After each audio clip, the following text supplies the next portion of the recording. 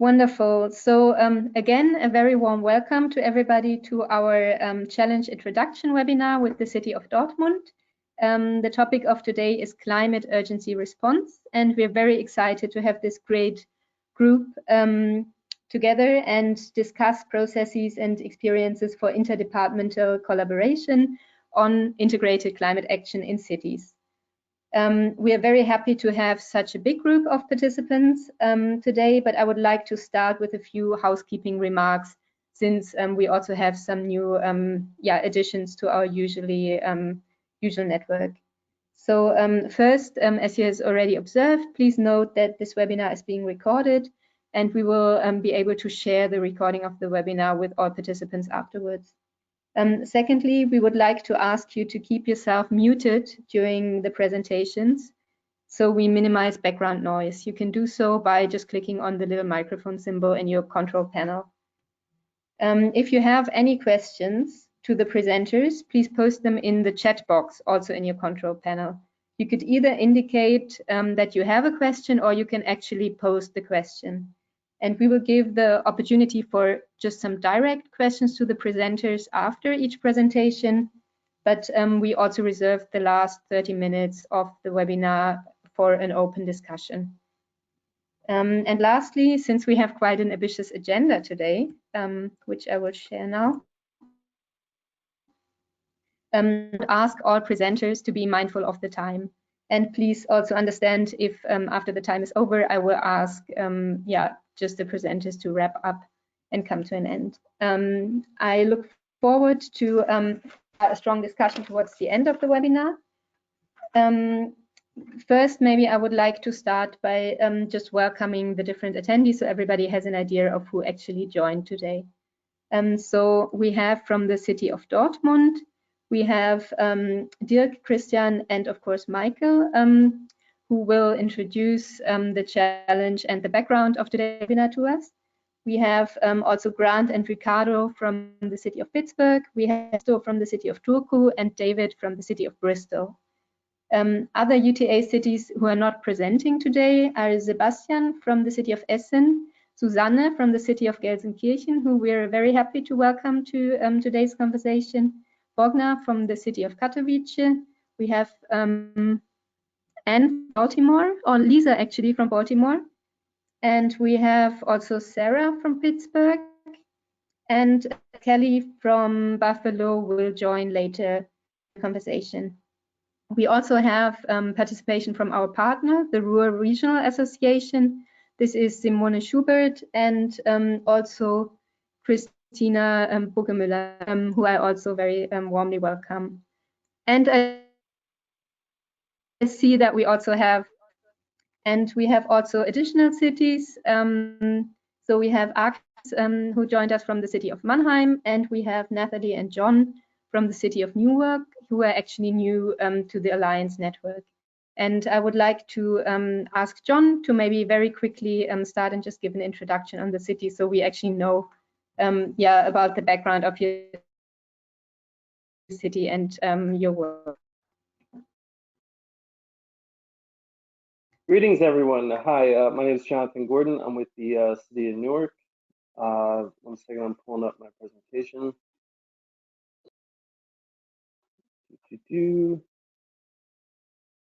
Hi, John. We're just sharing your screen. So.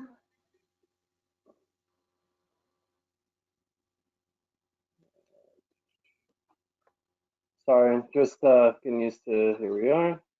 Wonderful. Thanks, and please go ahead. Yes, all right, and can everyone see it? Okay, everyone, welcome to the City of Newark. We are here, come to the New York area. You've probably most likely flown through our airport. And we're the largest city in New Jersey. We were founded in 1663 as a religious colony. It was reincorporated as a township in 1693. So not as old as some of the other cities here, but for American cities, you know, it's pretty old. It was reincorporated as a city in 1836. It was named after a market called Newark on Trent. The area is 26 square miles, and the population is 282,000 currently. Going back probably a few decades, the largest population was roughly anywhere between 300 and 400,000 people. So some of the nicknames: the other city by the bay, Brick City. We've always been a very active port town, just because of our, very secure, large bay that's, situated right here.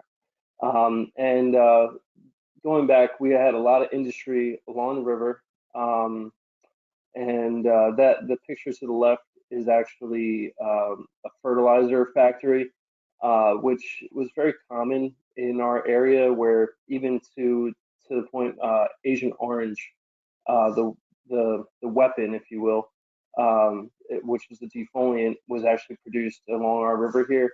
And sadly, after the war, they threw it in the river and had thus created one of the worst, like, political and one of the worst environmental situations in a riverbed.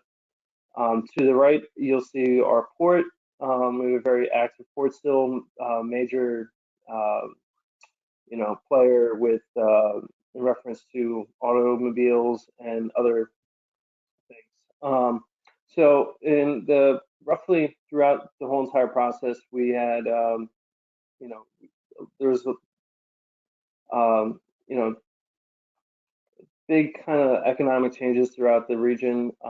As you can see in the back, we still have Prudential in town, but there's a lot of disinvestment over the past few decades. But luckily, we're working to change through that. As you can see here, the yellow indicate recently completed projects. The red dots complete under construction, and then the blue dots were projects that were in the pipeline of 2017 and 2019. And so there's a whole lot of great things going on in the city currently, and a lot of it's led through our universities and through just being so close to Manhattan in New York. So, there is good change happening currently, and we're looking to, really use this opportunity to transition from a place that was neglected and frankly relatively abused with all the kind of industry and the the way that people would just use it as like, oh, we can put that factory there compared to other places. So we're really looking forward to joining this group, learning from you all, sharing our insights, and thank you so much. Thank you, John. We're very much happy that you are joining our conversation as well. And thanks for sharing a little bit about the city of Newark and also the dark sides of the history. And we're happy to learn more about the transition efforts that are happening in the city over the course of the conversation.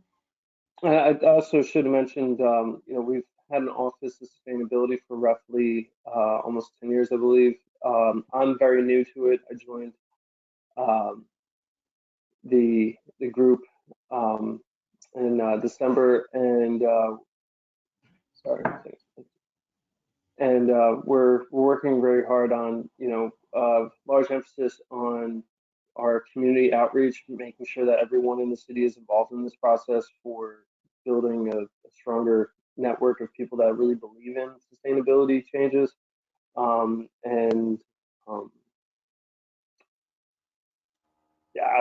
just leave it there. Hey, Rebecca, this is Natalie. I just joined the call. Apologies for being a little late. Wonderful, Natalie. Great that you could make it. I was starting the webinar with an introduction, and I also mentioned that you are joining us from the city of Newark, and we just heard from Jonathan about the history and the transition efforts in the city. Is there anything that you would like to add at this point? John, did you talk about our office structure by any chance? No, I did not. I'll leave that with you. Yeah, of course. Well, thank you everyone who's on the call. I hope everyone is safe and well. My name is Natalie Augusto-Filio, and I'm the Chief Sustainability Officer for the City of Newark. And the one thing that I wanted to flag here, because we were so excited, particularly to hear about this webinar and the work that Dortmund is doing. As John mentioned, we've had an Office of Sustainability, a couple iterations of it, and each time it's sort of been structured a little differently. And I wanted to flag that for us, one of the challenges that we have is a fairly large interdepartmental coordination and collaboration mandate that's not sort of backed up with any practices or any culture really of active interdepartmental collaboration. There are bright spots of folks that are working, individual departments where the directors are collaborating on initiatives, but it's not a regular part of city government for us yet. And I think that's true everywhere, frankly, to some extent. But I have a reporting structure to the mayor. The Office of Sustainability is housed under the Office of the Business Administrator, which is essentially like a city manager of sorts in a strong mayor form of government in New Jersey. And I have a sustainability action plan that we are working to implement with the blessing of all the different directors. And as John said, we are a small office. It's myself, John as full-time, and then we have 2 AmeriCorps Vista members and essentially an army of interns that we try and work with. So a lot of these opportunities for networking with other cities are often about sort of trying to understand how people, particularly in the kinds of industrial legacies that we've inherited, where this work tends to be an add-on, a nice to have, not necessarily seen as a core function yet. I will remain hopeful that it will become a core city function as this work continues to progress. But just flagging that, that challenge of operating with a very large mandate and then not that much staff to sort of implement and needing to work in partnership with others. So very excited to see the presentation, and thanks for letting us have a few minutes to say hello to everyone. Thank you so much, Nathalie. And I think the points that you raised will resonate very well with the city of Dortmund. We will very shortly hear the introduction, and I think many of the points that you brought up are very true for Dortmund and also, of course, other cities in the network. Just a few notes on the agenda, which you can see now is after the introduction by the city of Dortmund, we will hear 3 practice examples on collaborative processes in the cities of Pittsburgh, Turku, and Bristol. And I think 2 main questions will guide our conversations. First is how to actually involve different departments on climate planning and climate action, and also how to define the role of climate teams or sustainability officers in this citywide process, because as Nathalie has just raised, I think the challenges around capacity and collaboration processes are among many of the cities that we have here today. And towards the end of the webinar, I also mentioned that we hope to have a very open discussion and also hear from other participants how the situation is handled in their cities. Then now, without further ado, I will hand over to Dirk from the city of Dortmund for an introduction on the climate urgency response. Please be reminded to let us know in the chat box if you have any questions. And yeah, Dirk, we have shared your screen now, so please go ahead. Okay, hello everyone. Nice to be here again. I hope you see all the title chart. Okay, then I will begin. You can see that. Good. Yeah, last time we talked a little bit about our challenge. Now I will say more why we have this challenge and in which point we stand today. First of all, it began for a year, so on. You see some impression about the Fridays for Future demonstration, also the demonstration in Dortmund. There was a huge impact in each region of Germany, and that comes out to that a lot of people, not just the youth, thought we have to do more than before, or we not able to do the same way as we did in the past. That happens that a lot of people, not just the youth, as I said before, said we have to call out the climate emergency. The idea of the climate emergency is say that we have to recognizing the climate crisis and act more to reach the goals from Paris. Other point was increased scope for action of municipalities by the federal government. But one main impact for our administration is take into account the effect of urban activity on climate. The climate emergency has more points, but for us is the one really important. And after that, I show you another picture. It's not just in Dortmund, it happens around the world that the climate emergency called out from the cities. After the resolution and after that a lot of people or cities says, okay, we are here in a climate emergency, there came different ideas to calculate the impact of what we have to but I will say is there exist different ideas how implement the decision into that administration. You see one of the German Association of Cities. The idea is to have a template, and inside the template you say this project is infected or is important, or it's difficult to say it's a climate relevance, it's positive or negative. On the step 2, on the downside of the page, you see the emission balance or a method to say here is a reduction of emissions happens, or the emission would be a rise by each project. That is an idea from different cities in Germany. For Dortmund was one important day, the 4th August last year. The Council adopted the proposal for the Dortmund Climate Initiative.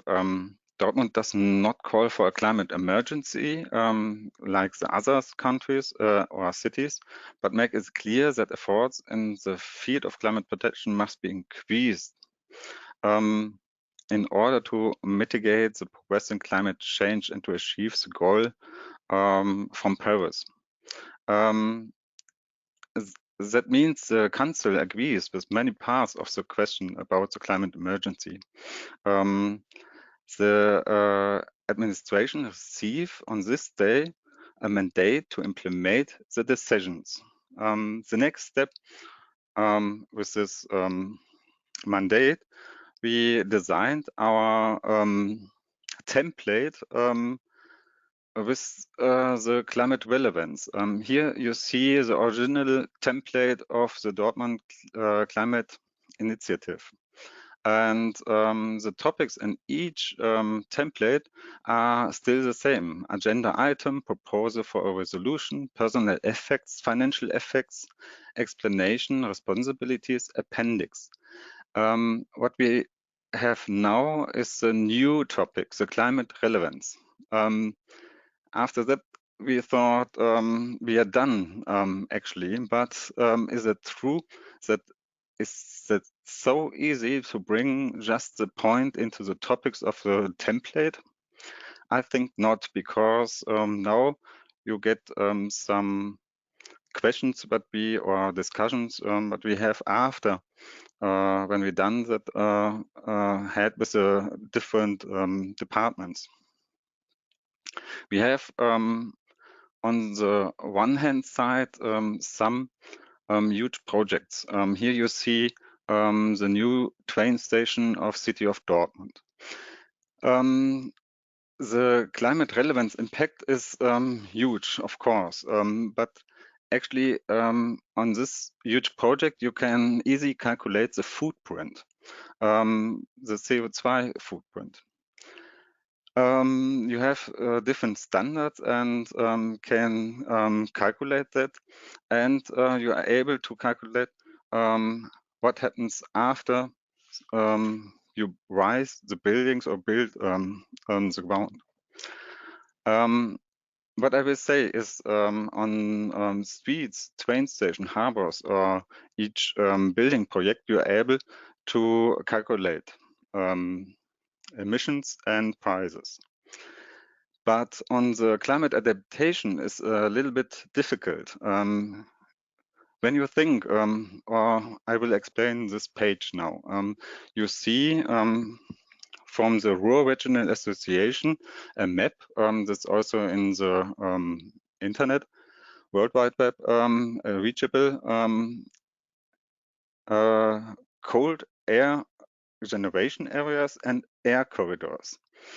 The arrow you see is an air corridor. Let me think or keep that in mind. If you build a house directly or a huge hotel in this air corridor, that will have a directly effect about the area behind the building. When we think the building is a passive standard, then you will think, of course, it will a good idea to build a new house with a passive standard or with a good CO2 balance. But actually, they have still other effects that's not so good for the climate relevance. Then another slide will show you in the past we are or on the one hand side, I will say we have the methods, and on the other hand, I will say in our past we think a lot of how we can do more efficient and economic.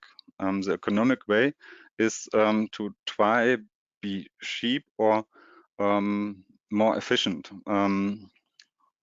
At the moment, the new buildings or new techniques are more expensive than the standard systems, but the standard system is not so often not so good for the climate change.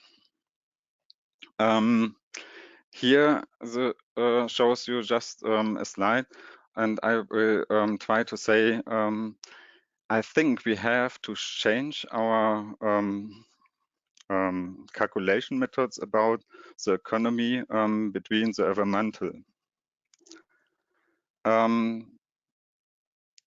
Here I will show you our organization. This is actually an actual organigram. I try to say that in English which different departments we have in our city of Dortmund, and you see on this organigram that we have so many different departments with like social and zoos, housing, urban renewable, and real estate. They have different ideas what is climate relevance in his topic. Because of the difficult to for each department to say, in my opinion, there's climate relevance by social or kindergarten or building, that I'm not able to answer the difficult question. It's easy to say the department, environmental department, has to describe this a statement about the problem. that's some different ways try to say how difficult it is to bring climate relevance into the city of Dortmund. I have an abstract idea because there exists organization psychology model that means that the action of each people is infected about 3 steps: the organization, the technology, and the environment. If we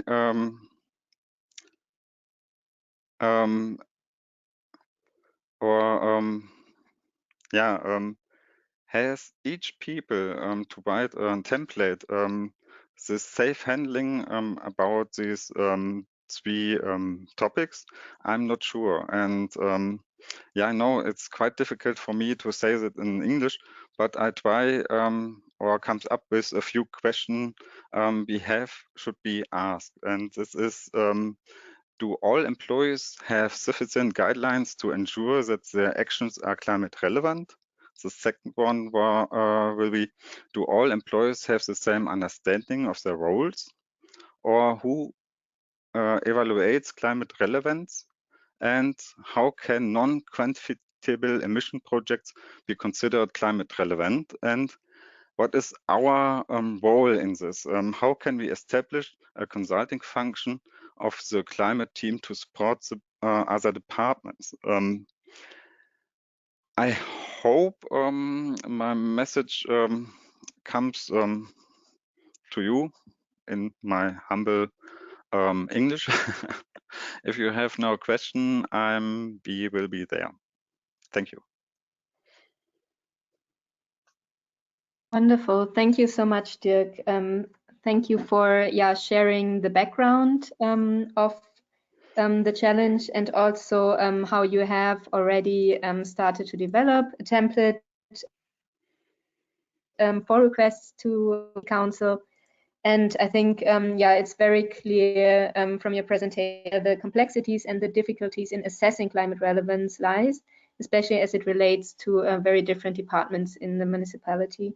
And also, I think pointing out the economic realities for local governments is something that will also resonate with very different cities in the group.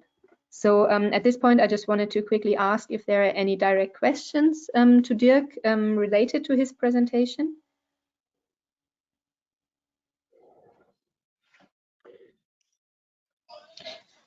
Dirk, this is Natalie with the City of Newark. Can you share what timeline you've given yourself for starting to come up with some answers for that closing slide?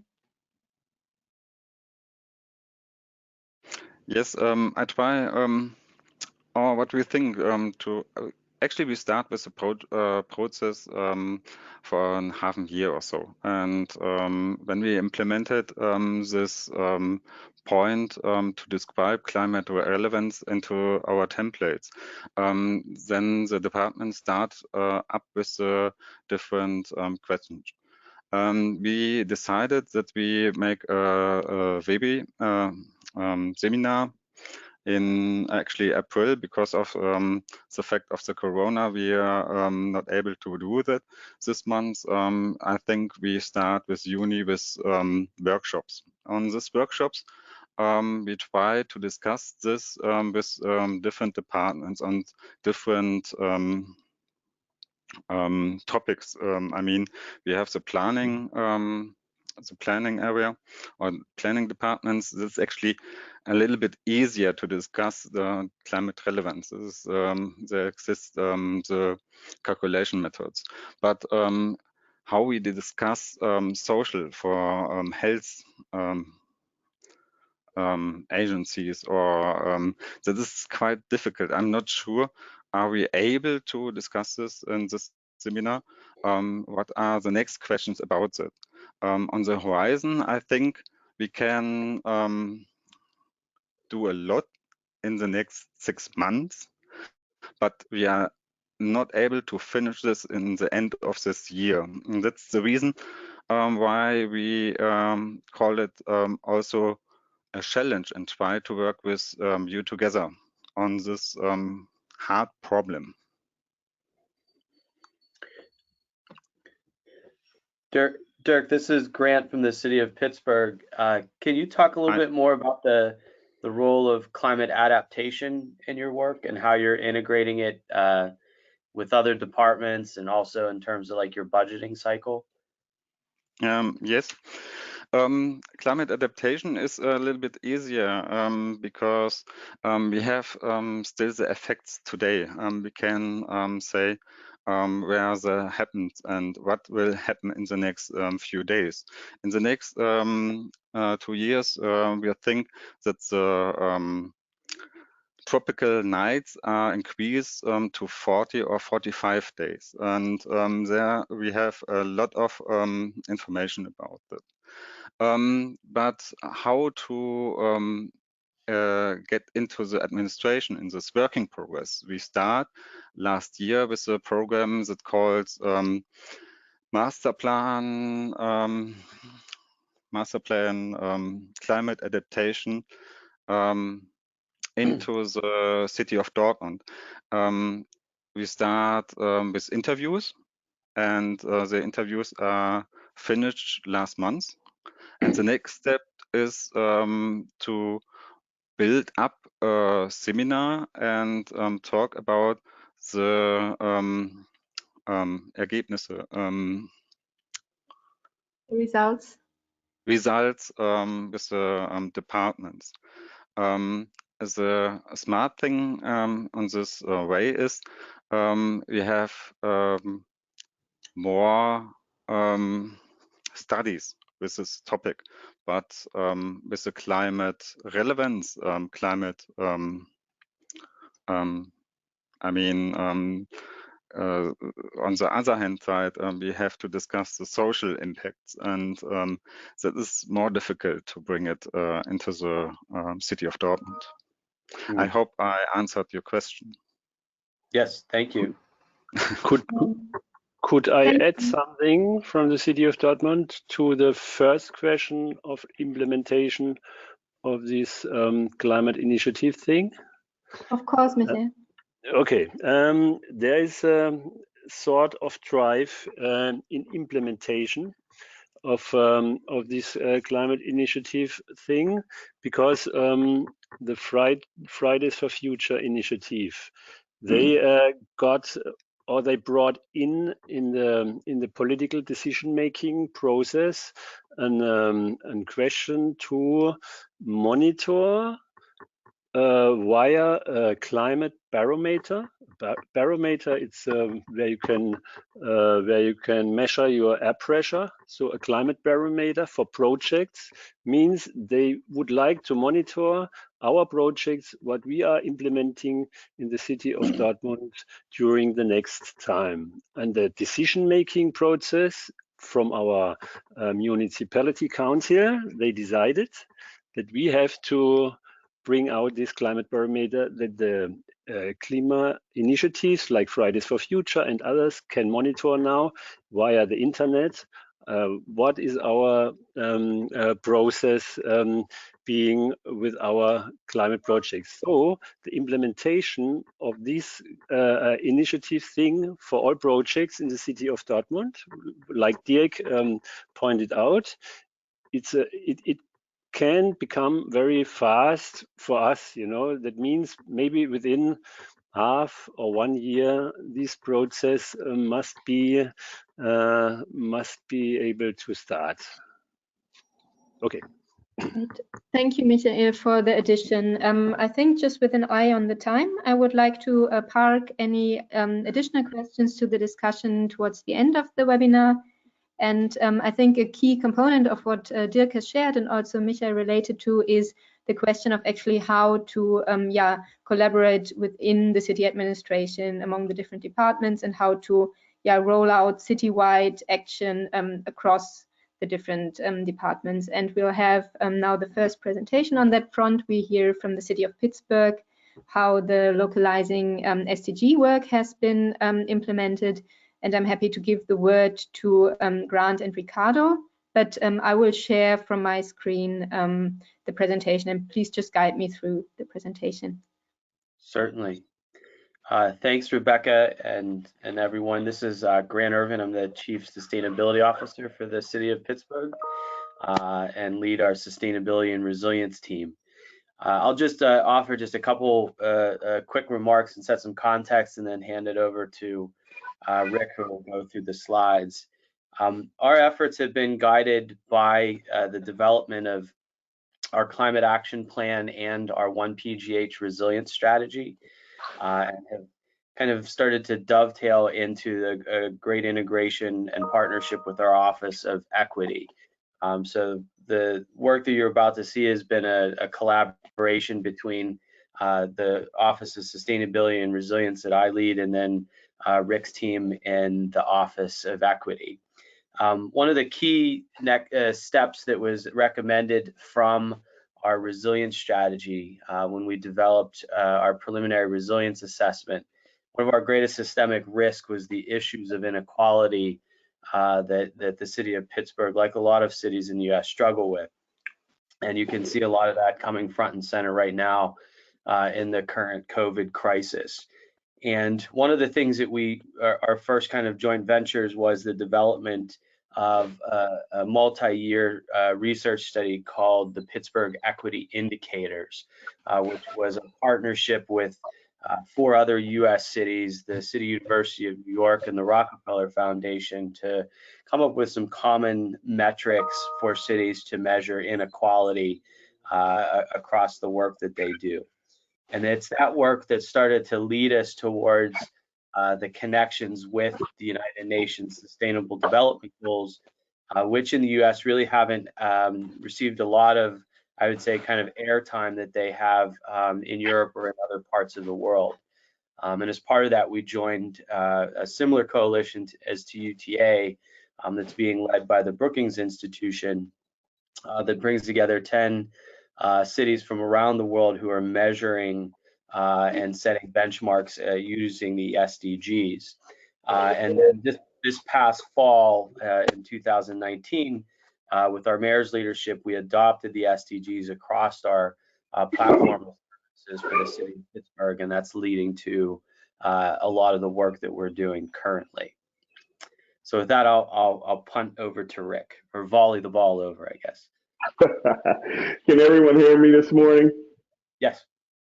Oh, great. You can move to the next slide. In the summary of what Grant has mentioned, you could see the evolution of how we dealt with our climate action or resiliency, and how we kind of moved forward into the equity indicators. We felt that this would be a nice complement of kind of moving our process forward for 1PGH. We had that opportunity with the equity indicators for 2 years to measure a lot of different areas. When you talk about housing, you talk about health and safety, you talk about civic engagement, these are opportunities that we were able to do for 2 years to establish that benchmark for the equity indicators. There were actually 2 years of measurement, 2017 and 2018, for the equity indicators. That moved into what Grant had kind of led off with, our perspectives as far as the city is concerned. Next slide. Hello? Yep. Okay. All right. So as we look at the different frameworks and how we were trying to align this framework, you see where we started to really break down what was the purpose of each of those different measurements that you just saw on the previous slide, and how do they wrap into our work, far as global to local type of things, and where it sits, whether it's an internal action, or is it somewhere where we have to go cross-sectorally, or do we do it on a granular level as far as our neighborhoods are concerned? We want to kind of move to the next slide. I wanted to kind of show you some of the areas of the equity indicators, as I kind of did a high-level overview real quick with civil engagement, housing, workforce, and so forth. We saw where our weak points and our strong points are as far as the city is concerned. And we said, okay, we're able to like kind of look at these things and how do we relate these things to SDGs. See, these are common granular things that we were able to measure throughout our city. And we have a lot of different data points with that. Some was primary and some were secondary on this. But we really, this is the first time we had an opportunity to kind of really break it down like this and use the equity indicators to wrap into some of our city planning and comprehensive planning work. Next slide. So as you see, and I don't know if everyone is familiar with the 17 goals of the SDGs, we wanted to, for this presentation and other presentations, to show the different icons and so forth with that and how it relates to that. As most people know, there's roughly 233 SDGs, and a lot of it was dealing with international in developing countries. And we sort of had to look at what really applies to Pittsburgh and what really applies to the goal of the administration is concerned. And so as you saw the evolution of what we were doing in the previous slides, this was kind of our starting point in being able to kind of mesh things together. Next slide. We just did a snapshot just to show you how we related the SDGs to all our different activities going on. We like this slide internally because it actually sees everything on one paper and one slide, one support, the different activities that we've been involved with, how it relates to the SDG. We actually have roughly about half of them already kind of laid out in this fashion. So we know exactly what we're looking at, how it relates to the SDGs, what type of things from the different projects relate to the SDG work to roll it back in. I know, Rebecca, that was one of your questions of how do we engage and how do we do the rollout? Well, this is the rollout because this is the blueprint of, hey, these are the SDGs, these are the active projects that we're involved with, and these are what's relevant to the indicators kind of moving forward. So everyone can kind of roll up to the SDGs in regards to their work. Next slide. I think that, yeah. So this is some of the activity, and I go back to what Grant was talking about earlier. This is kind of a 2-year cycle here as we look at the presentations and so forth. And actually, it went further back to the P4 in that second slide of how we kind of move things along, and we brought in new partners as we went forward. As you can see, we started with Brookings. We had the convenings and so forth internally and externally. We released the indicators. We partnered with CMU. The mayor adopted it. And then we actually, excuse me, we'll take one step back.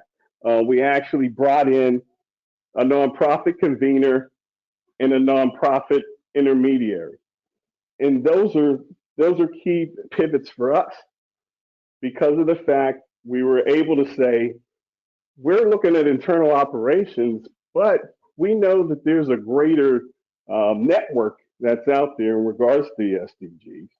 And so we knew that the city really didn't have the bandwidth or capacity to manage the external activity that's going on. And we wanted to be able to kind of relate that in because we have the unique position for eds, meds, and universities so involved with this, and corporations that are looking into the SDGs and so forth. And we said, okay, let the city be kind of the lead and convener on this and kind of move this forward. And so this is a project that we've just started roughly about a year ago. We're kind of moving forward with this SDG network platform. Is that the last slide? Oh, there we go. So there we go. I guess we kind of talked about it in a nutshell, the need for the collaborations and bringing it forward as we have these different districts and neighborhoods and nonprofits How do we kind of bring this together? And we know that the One Pittsburgh investment plan, and I'll probably punt that back to Grant to talk about that a little bit, to kind of move us forward in implementing the SDG work.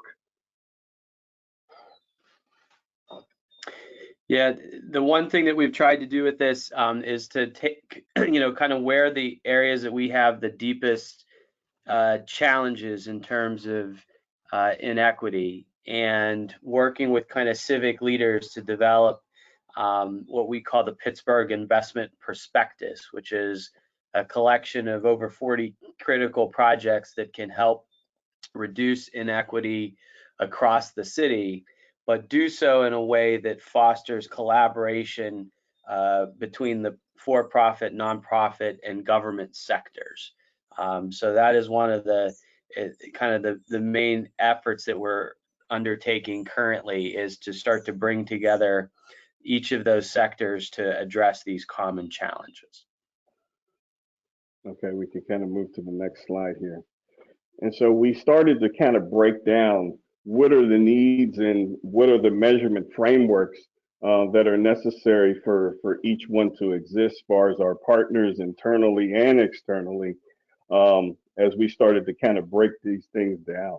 And how do we try to keep the equity indicators in line, and the SDGs to kind of move forward?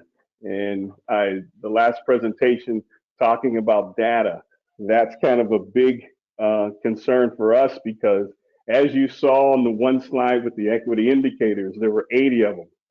As you know, that the SDGs have 233.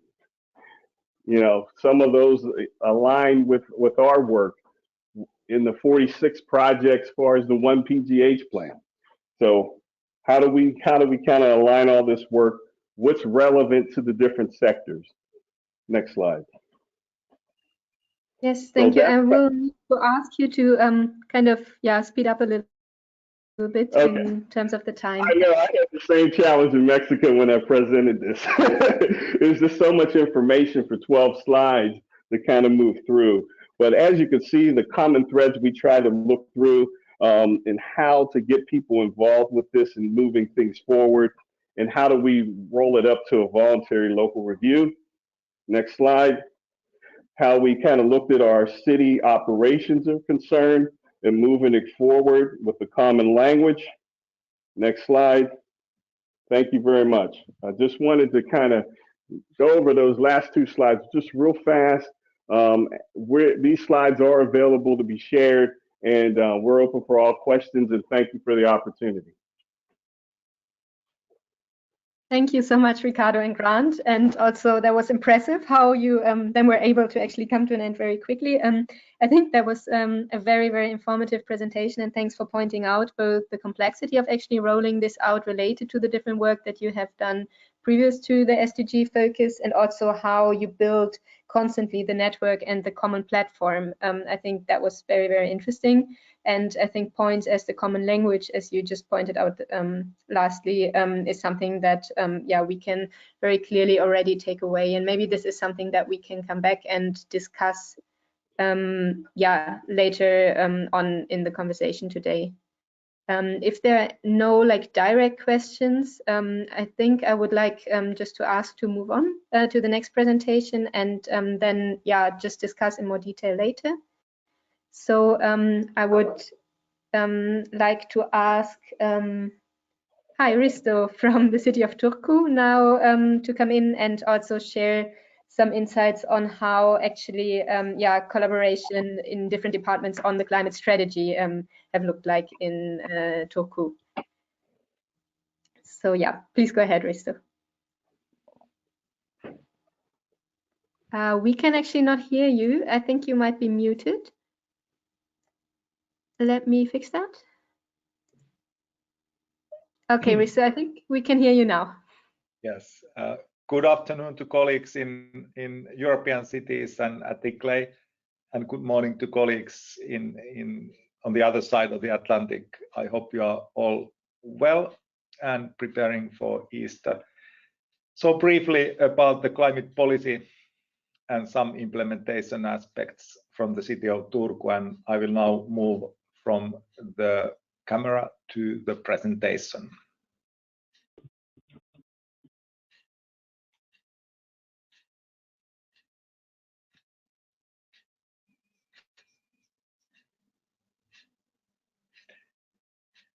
Okay, do you see on the screen an ice hockey team or a presentation now?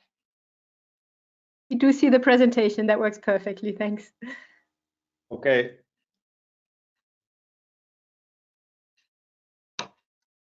And do you still see the presentation now? Yes, please go ahead. Okay.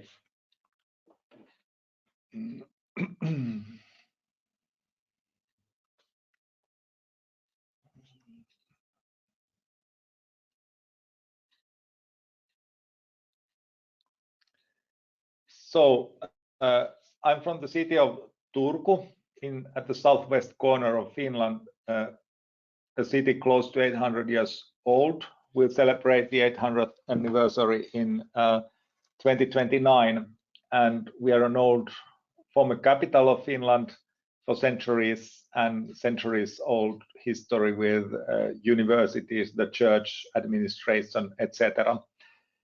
Nowadays, we are a city of 200,000 inhabitants, whereof 40,000 approximately are students, and we have a very strong presence of academia in the city.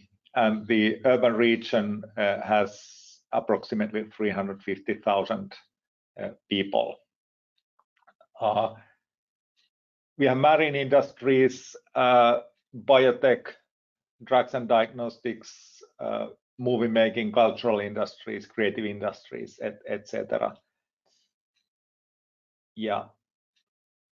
And I'm a climate policy manager at the central administration of the city. And that's where we have the coordination of climate policy and sustainable development at the city. And we are a proud member of the Covenant of Mayors, and we also report annually to CDP and also in the framework of the Global Covenant. Okay.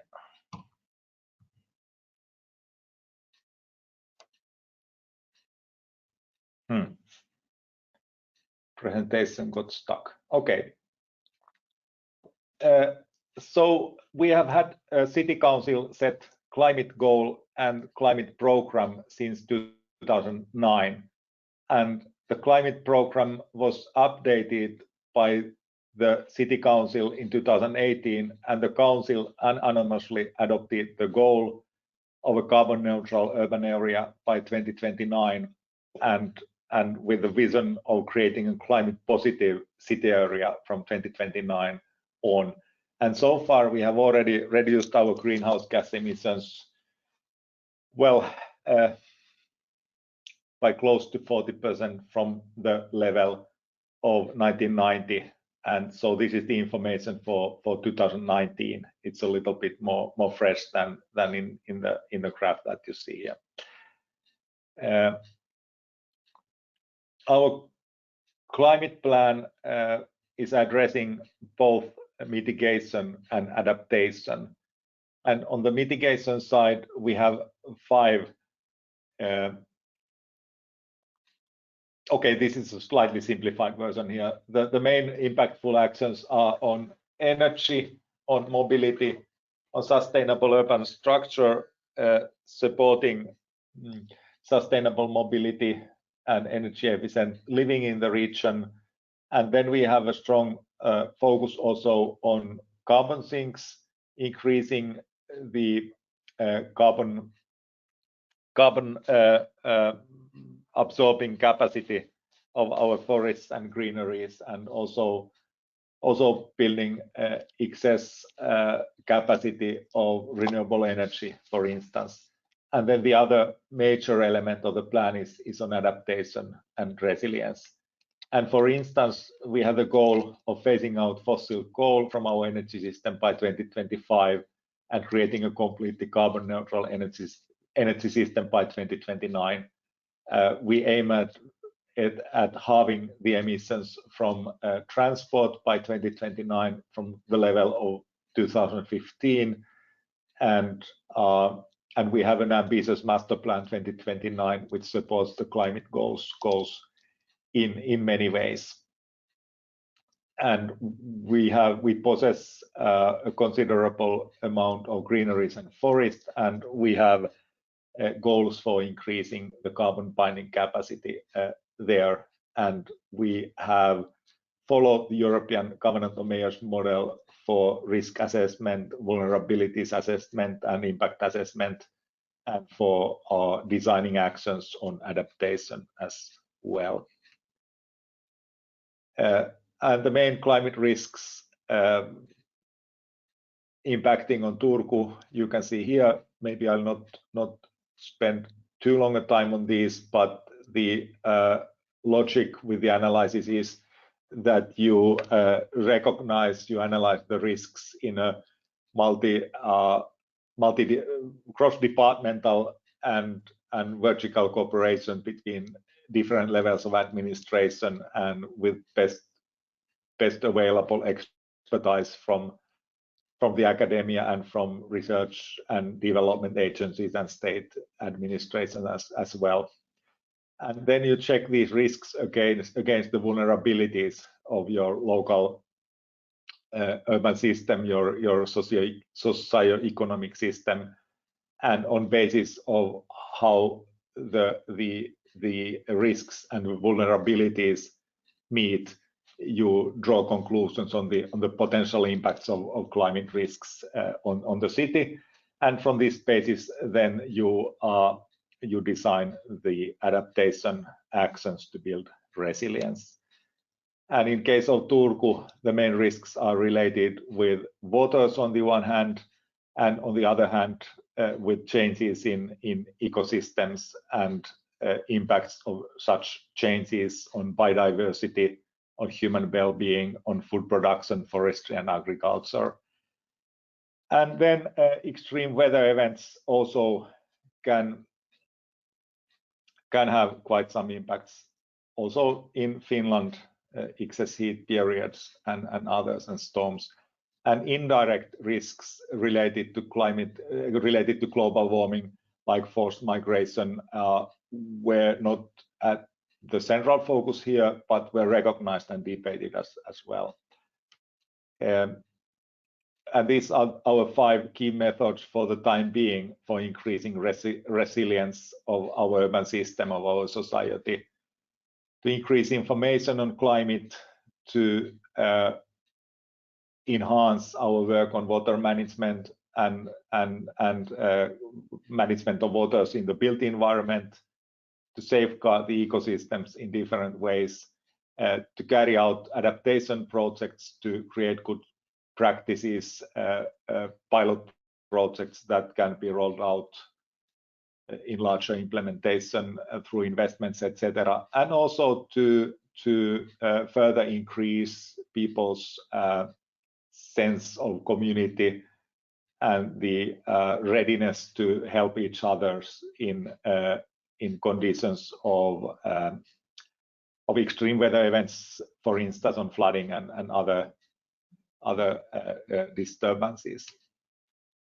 And nature-based solutions are one of our key approaches, both for mitigation and adaptation.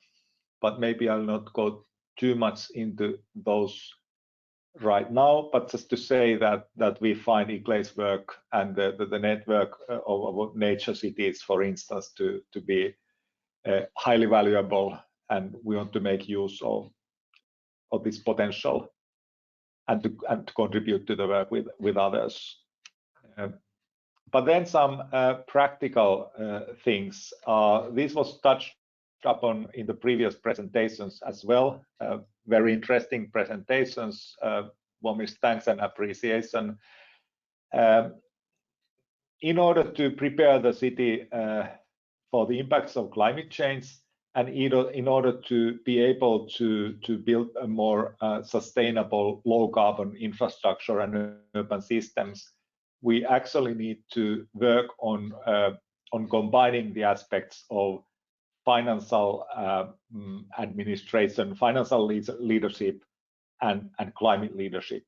And this means that we need to calculate into the budgets and into the investment plans of the city. We need to calculate the climate aspects into those plans, into those formulas.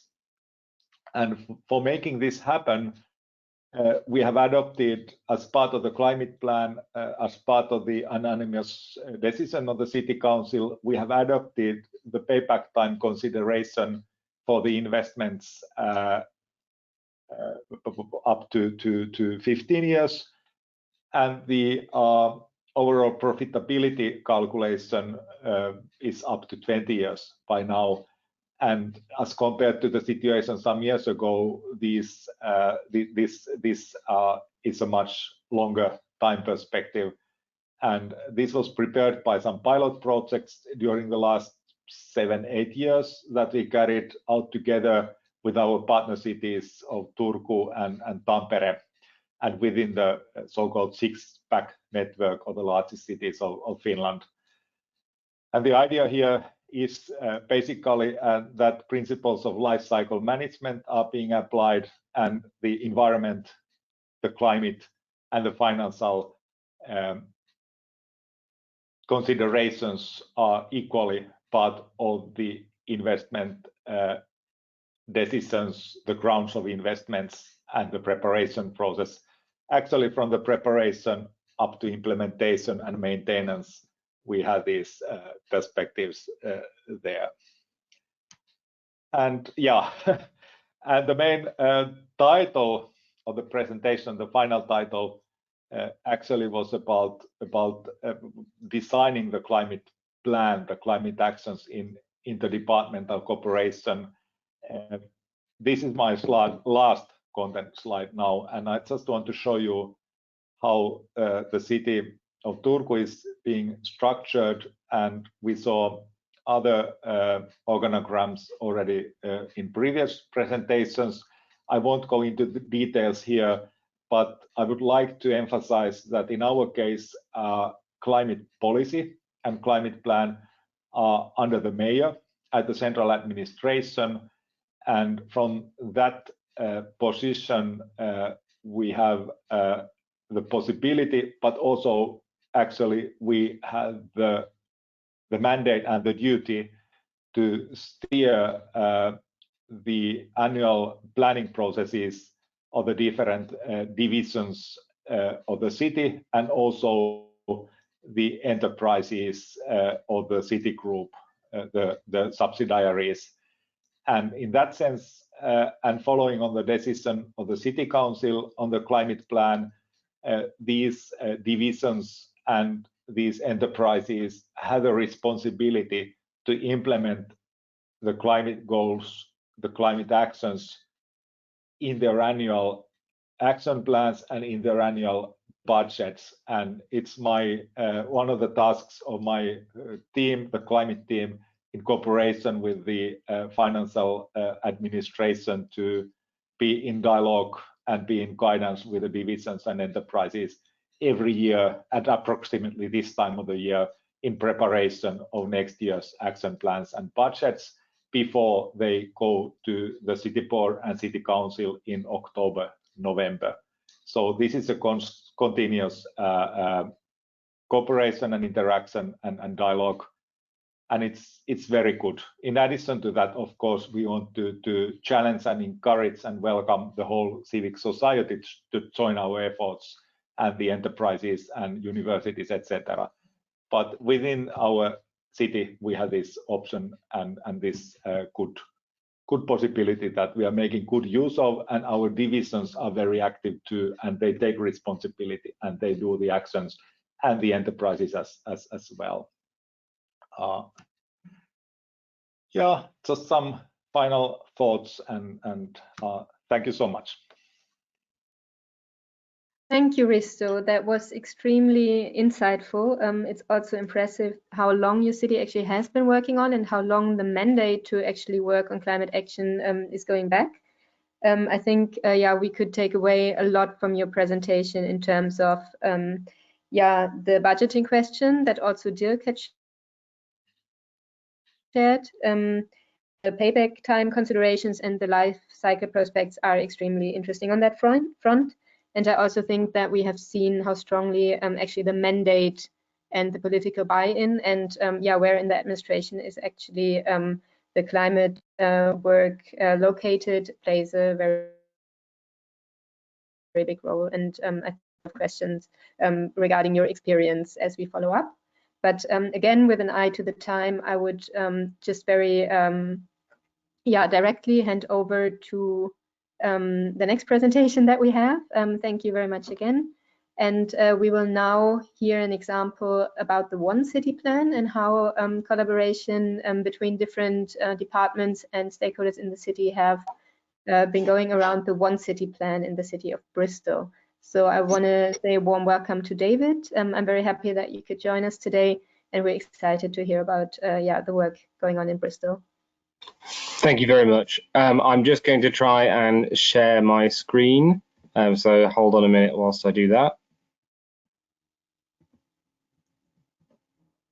So I hope that's now working and you can see my screen okay. We have seen it, but it just disappeared again. Oh, okay. Let me try that again.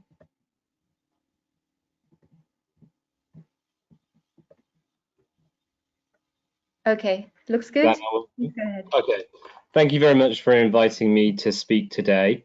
My name's David Ada. I'm the Operations and Stakeholder Engagement Manager for the City Office. I'm going to talk to you a bit about what that is, about our organisation, our approach and our plans. That includes, of course, the Bristol One City Plan, which is an overarching document, but also our climate strategy, which of course goes into more specific detail on our work towards carbon neutrality and climate resilience. Bristol is a city in the southwest of England. We have a population of about just under 500,000 people in the city itself, with about 1 million people in the city region. We're one of 10 core cities in the United Kingdom, which are the largest cities outside of London. And the City Office is a collaboration set up between Bristol City Council and a really wide range of other organisations across the public, private and voluntary sector in Bristol. It was launched by our Mayor Marvin Rees, and it's been in a few slightly different versions over the years, but it's been in its current setup for a couple of years now.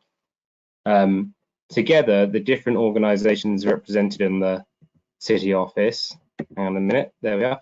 The different organisations publish the One City Plan. It was first produced in January 2019, and we updated and presented a refreshed version this January 2020. The aim of the City Office and what we're doing in producing the One City Plan was an attempt to solve a problem where if you looked across different key organisations in the city, there were a very great number of strategies and plans set up. So organisations within our health sector had their long-term plans. Likewise in transport, businesses of course would have been planning ahead, but there was no one way of bringing them all together, and few of them looked very far into the future. Typically, many organisations might plan 5 years ahead, but we know that across a lot of key domains, for example, if you're looking at population health measures, if you're looking at the environment, if you're looking at large-scale infrastructure projects, these take a very long time to come together. So if your plan only looks 5 years ahead, you're going to be missing how to make sure those interact best together. As well as the lack of strategy alignment, there wasn't a framework to bring together city leaders so easily.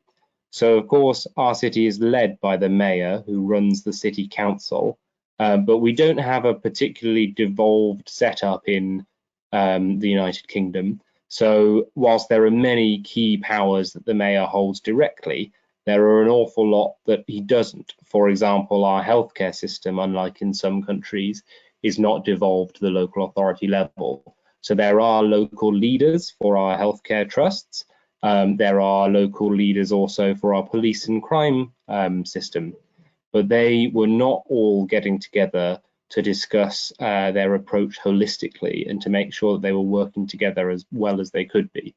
So the city office has been trying to coordinate those different leaders and the many different organizations as best we can.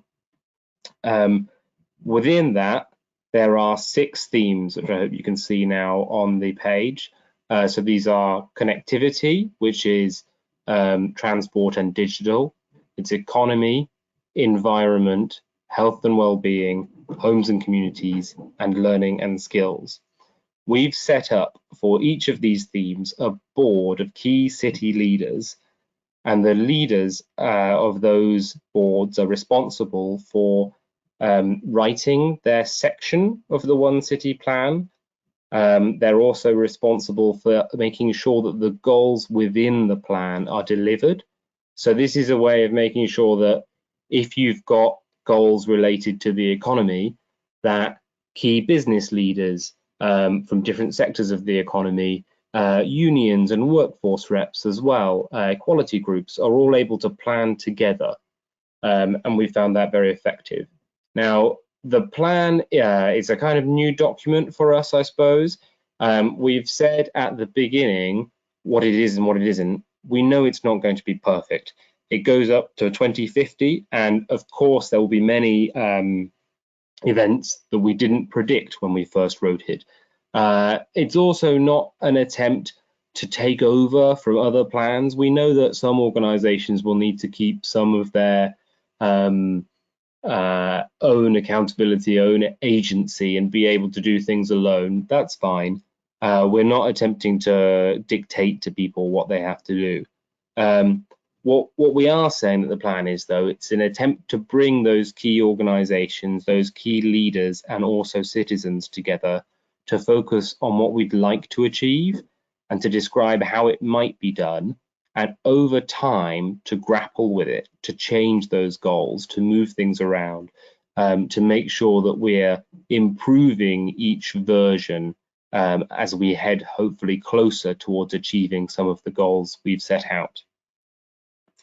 And we also know that, of course, the United Nations Sustainable Development Goals give a really strong framework and a good challenge. So we've fully aligned the One City plan to the UN Sustainable Development Goals. We've also published a voluntary local review for Bristol, which the City Office wrote in partnership with the University of Bristol, which sets out the evidence base around how we're achieving on the relevance SDGs in Bristol. And with the alignment that we've got with the One City plan, you can also see which plan goals are addressing those SDGs. Now, as well as the plan itself, we've got a number of spin-off initiatives which we have connected partners in the who've gotten involved in the City Office. We've connected those together to make sure we can achieve some of our goals. We also use it as a format for what we call offers and asks. So twice a year, well, it might be once this year, but usually twice a year, we bring together all those key city leaders. If you can see in the top left, that's a picture of one of our city gatherings. We use that as an opportunity for organizations who've got something to offer the city, but something that they need from the city in return, to pitch that to those key city leaders. Some of the other logos we've got here are related to those offers and asks. So, for example, the fostering team at the local authority had an ask to the city. They wanted this to be a city where every child lives with a family.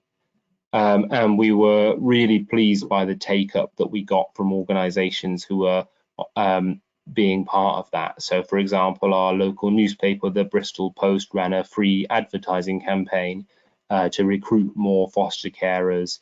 Also, Hargreaves Lansdowne, which is a major financial services employer in the region, went through their human resources and employment policies to make sure that they were a fostering friendly employer. That is just one example, but there have been a great number of these offers and asks, and we're really proud of what we've achieved with some of these. And as a result of the work of the City Office and our One City plan, and some of those spin-out initiatives as well, we were very pleased to receive a runner-up award in the European Capital of Innovation Awards last year. Now I'm going to move on a bit to what we're doing specifically on the climate. So of course, one of our 6 themes is the environment.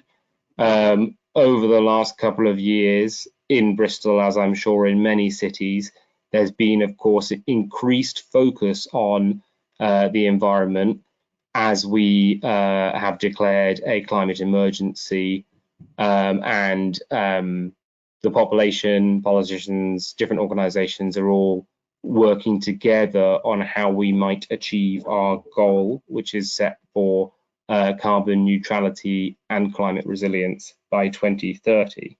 So I mentioned earlier we had a board set up of key city leaders for each of the themes. This is a picture of some of the members of our Environmental Sustainability Board. They have taken charge of the publication of a One City climate strategy, which has been published in February. We know at the council that the direct emissions of the local authority, of the city government, are only a small part of the emissions of the city as a whole. So we've recognised for a long time that meeting our carbon goals requires the work of many different organisations across the city, not just the council. So with our One City Environmental Sustainability Board, we've got the perfect group there to lead this strategy. The strategy is very clear that it sets out actions for the city as a whole, and it will only be successful if organisations and citizens across the city work together on it. But we are also supported by a committee that we've set up. This is modelled on the National UK Government Advisory Committee on Climate Change. We have set out an independent Bristol Advisory Committee on Climate Change that is comprised of experts from across a wide range of different fields that make up environmental sustainability, and they are co-chaired by academics from our 2 universities, the University of Bristol and the University of the West of England, and they are sorry, David, this is extremely interesting. I just need to ask you to also wrap up a little bit. Yeah, sure. Yeah, we want to have time actually. That's fine. So I'll move on just very quickly then. After publishing the plan, we understood that it's a large document. There's a very large number of goals within it. So we wanted to make it more accessible for people. We've produced a dashboard where you can view all of the goals and see what themes they're aligned to and which SDGs, and you can feed back on the goals as well online. So thank you for that, and happy to answer any questions in the Q&A. Wonderful. Thank you so much, David. This has been also extremely interesting and also very impressive. And I think the way that the city office has been set up is something very unique. And also what I took away is how you actually involved city leaders, both in drafting the plan and also bringing them together and opening access to city initiatives. I think that was really great. And without further talk, I just want to open the floor to questions that came in, and maybe I ask Hannah to just give the word to whoever was first. Sure, of course. Maybe because we still have Bristol, who's just finished. Kelly St. John from the City of Buffalo had a question. Do you want to ask it directly, Kelly? Sure. Thanks, Hannah. Hi, everyone. Sorry to join late, but I just had a question about Bristol and the SDGs. I was wondering how they were incorporated into the planning process.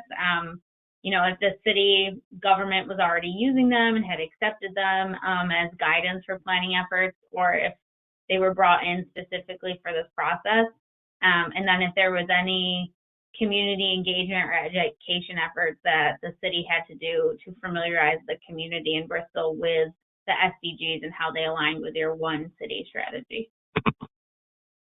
Thank you. Yeah, I do think that there had been some involvement of the SDGs in various predecessor strategies. So I know that the council had previously had a resilience strategy, which did talk about some of the SDGs. But I think it's with the setting up of the city office that we really mainstreamed the SDGs. One of the things that has really helped is the University of Bristol and the city office together co-fund a SDG chair who works with us, supports us at the city office, convenes an SDG alliance, which is stakeholders from a wide range of organisations who are interested in promoting the SDGs in Bristol. And the voluntary local review that has been written really makes it highlights where we need to take further action and where we're already delivering well against the goals. So I think it's a relatively new thing for us to be trying to integrate into our work. We are making some progress. You're right, of course, that for citizens, many of them won't be aware of the SDGs yet. We are hoping to set up, it's in fact a goal in the One City Plan for next year to set up an educational resource centre to help, in particular, school children learn more about the SDGs. But yes, that's something we're looking to continue work on. We also had a really wide range of public engagement activity planned for this year on the One City Plan and the SDGs. Of course, with the current situation, we're having to rethink that. But yeah, that's something we're looking to do more of. Great, thank you. Thanks, David. Maybe I'll hand over to Sebastian Slecht from Essen, who also had 2 questions. Yeah, thank you very much, Hannah. Thank you for all the great presentations, and nice to meet you all here. I think first I want to say that it's really great that so many people are attending this webinar. That's really amazing. And I have 2 questions. The one is related to the Dortmund process, and I think it's very interesting how to address to build up the knowledge and the capacity in the organization, and how to address the leaders of city departments or very important parts of the organization, so that they become part of that what you are doing. Because in Essen it is the same, that we are part of sub-department and trying to handle all that questions from there, and we are not, as we learned from Turku, that's really important to be in a central position in the organization.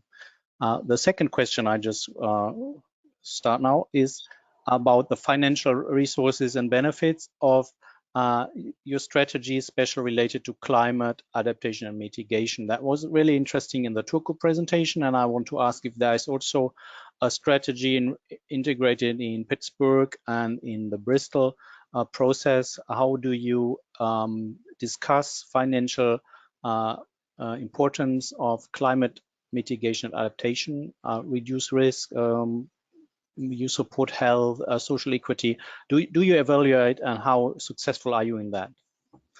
These 2 questions. Thanks a lot. Great. Maybe we should start with Dortmund.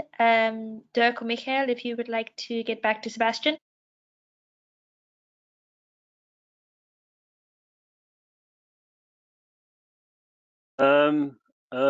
I didn't understand the questions acoustically right, because I had a telephone call. Sorry. Sure, no problem. I think Sebastian was asking how you did capacity building with other heads of city departments to bring them on board. Okay. That I can answer. We have an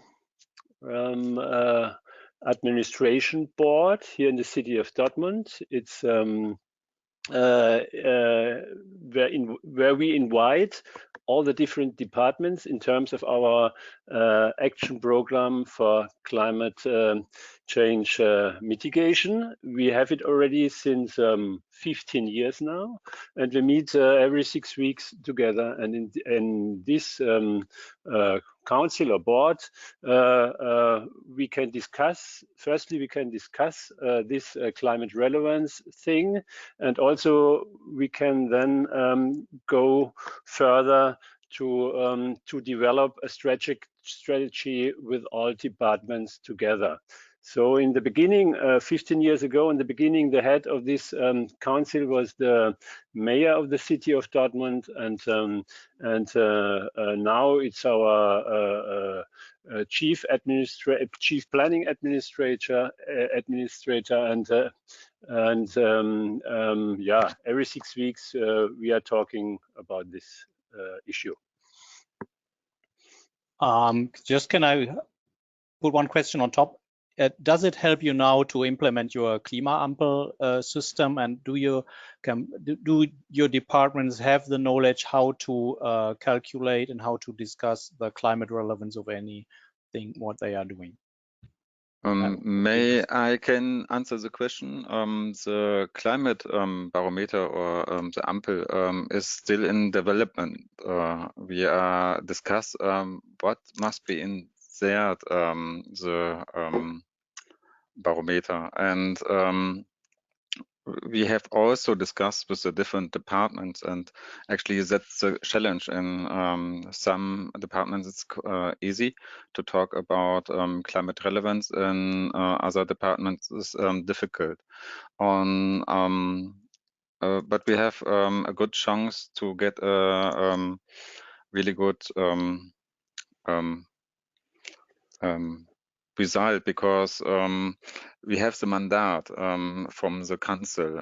The council said we have to discuss the climate relevance with the departments, and this is an urgency topic. And for a couple of years it was more difficult to talk about this, because when we go into the different departments, they said, go away with your green topics. Now it's other way. The departments come to us and ask how we do that actually. We have no experience, and how can we work this up?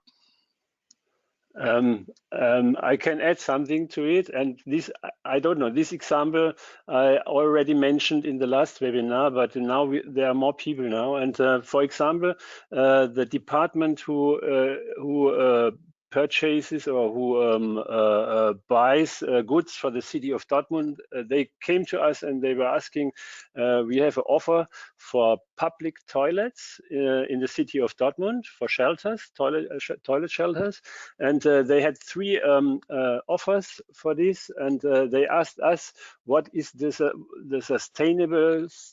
most sustainable offer in terms of this energy efficient toilet system shelter for the city of Dortmund. And this, you can see, is a very different approach now, also for us, of course, because we are no experts in toilets, you know, but every department is now looking for a way how to make a sustainable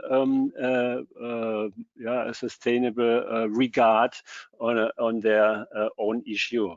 And for this, we need, of course, a strategy for this for the city of Dortmund, and we are looking for this strategy. And I'm pretty sure that in the next months or in the next half year, we will have this strategy. The thing is that we of the coordination team in the environmental agency, we are not able to foster the whole city, all the departments of the city of Dortmund. So that needs really a strategy that every department is able to make their own view on their own issues. And we know also that we are not able to have the master plan end up this year. We have iterative project. That means we have to discuss with you. That's the reason why we call it a challenge, and we hope to have good ideas from in the UTA. And we discuss this also with the Ruhr Regional Association, because we are not the only city here in the Ruhr Metropole. There are a lot of people that have the same question, and try to find a way that the Fridays for Future or the population wants to hear. And there's another important thing. We have act from year to year more rapidly, because we was in the past years quite too slow. Thanks, Dirk. Yeah, there's just a quick question that's come through from Ali from Cincinnati, and Kelly would also be interested. Pittsburgh and Bristol, were there cities that you looked at that provided inspiration when you were integrating your SDG strategy? Yeah, which cities did you kind of look to for inspiration? Maybe starting with Grant and Rick. Sure. We looked at Bristol. Bristol, who did you look to? Thank you. That's very flattering. I know that one of the cities we looked at was New York, but I could also speak to our SDG chair and get back to you on which other cities we looked at, because that's not something I'm particularly close to. We're both part of the Brookings cohort. So we worked with Alan McLeod, who is at the University of Bristol, as part of that network. But as you mentioned, like New York City and the city of Los Angeles here in the US have been the first, along with you guys in Bristol, I think the first cohort that have developed the voluntary local review. And we're in the process right now of kind of scoping our first VLR, which is kind of UN jargon speak. Typically, what has supposed to transpire is that nation states are to develop a voluntary national review. But in particular in the US, with the absence of kind of federal engagement, cities are looking to kind of pick up that mantle and utilize the framework of the SDGs. Great, thanks, Grant. Maybe I'll just quickly hand back to Rebecca, because I think we are towards the end of time. We are, maybe. Thank you, Hannah. Yeah, maybe I just wanted to come back to, just as a last question, the one that Sebastian has also directed towards Bristol and Pittsburgh in terms of the financing mechanisms, or if there are any ways that you brought in, mechanisms to budget for climate mitigation adaptation and also the impacts. Is that something that was kind of regarded in the strategies that you presented?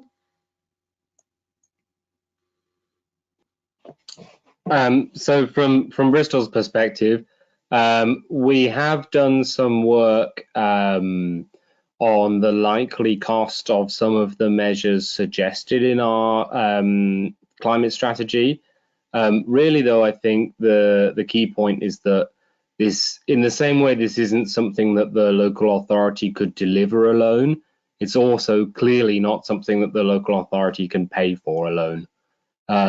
It's well beyond the fiscal and budgetary constraints that an organisation like ours has. The hope is that through our approach, enlisting as many different organisations, as many different sectors as we can, we'll be able to deliver a lot more in unison. So with some of the city's key transport organisations, with some of our largest businesses, with some of our biggest current emitters. So for example, that includes the healthcare system.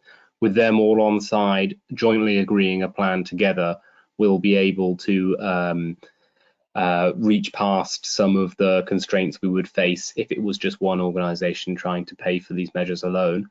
Another thing to say is that we've been clear that the populace, the citizens, are unlikely to buy into any strategy which just promises costs and difficulties and hardships.